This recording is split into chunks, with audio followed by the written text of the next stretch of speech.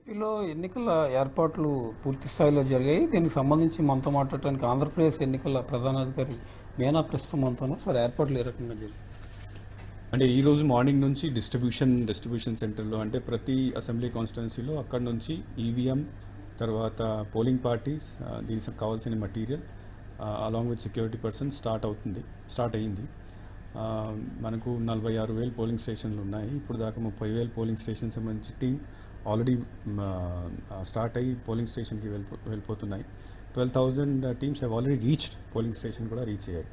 So ఈరోజు సాయంత్రం 8-9 కల్లా ఆల్ 46,000 పోలింగ్ స్టేషన్ సంబంధించి రీచ్ అయిపోతాయి. తర్వాత రేపు మేము 7 o'clockకి ఎలక్షన్స్కి రెడీగా ఉంటాం. ఈ సమస్యాత్మక ప్రాంతాల్లో ప్రత్యేకించి ఎలాంటి ఏర్పాట్లు చేయడం జరిగింది? మొత్తం 12,300 పోలింగ్ స్టేషన్స్ని మనం క్రిటికల్ పోలింగ్ స్టేషన్గా గుర్తించడం జరిగింది. అక్కడ మన తరఫు నుంచి కొన్ని స్పెషల్ అరేంజ్మెంట్స్ ఉంటాయి. అంటే అక్కడ సెంట్రల్ ఫోర్సెస్ని యాజ్ అక్కడ స్టేషనరీ డ్యూటీగా లేదా క్యూఆర్టీ డ్యూటీగా పెట్టడం జరుగుతుంది. దీంతోపాటు అక్కడ మైక్రో అబ్జర్వర్స్ని మనం అపాయింట్ చేస్తాం. మొత్తం ప్రాసెస్ని అబ్జర్వ్ చేస్తారు. తర్వాత జనరల్ అబ్జర్వర్ రిపోర్ట్ చేస్తారు. అండ్ దెన్ దీంతోపాటు 100% వీడియో వెబ్ కాస్టింగ్, అంటే ఆ క్రిటికల్ పోలింగ్ స్టేషన్స్లో అన్ని పోలింగ్ స్టేషన్లో వెబ్ కాస్టింగ్ చేయడం జరుగుతుంది. అంటే ఆంధ్రప్రదేశ్లో కొంచెం పొలిటికల్ అవేర్నెస్ ఎక్కువ కాబట్టి రాజకీయ పార్టీల ప్రభావం తీవ్రంగా ఉంటుంది. ఓటింగ్లో మద్యం, డబ్బు ఇలా జరుగుతుంటాయి. ఇలాంటి సంబంధించి ఈ ప్రత్యేకంగా ఎలాంటి దృష్టి పెట్టింది? అంటే ఎలక్షన్ డిక్లేర్ అయిన డేట్ నుంచి ఇప్పుడు దాకా మనం సివిజిల్ యాప్ ద్వారా లేకపోతే వేరే కంప్లైంట్స్ ద్వారా మా దగ్గర డబ్బులు డిస్ట్రిబ్యూట్ చేస్తే అదర్వైజ్ ఫ్రీ సామాన్లు, ఫ్రీ బీజు, లిక్కర్, మెటల్ ఇట్లాంటి డిస్ట్రిబ్యూషన్ ఎక్కడైనా జరిగితే ఎవరైనా కంప్లైంట్ చేసుకోవచ్చు.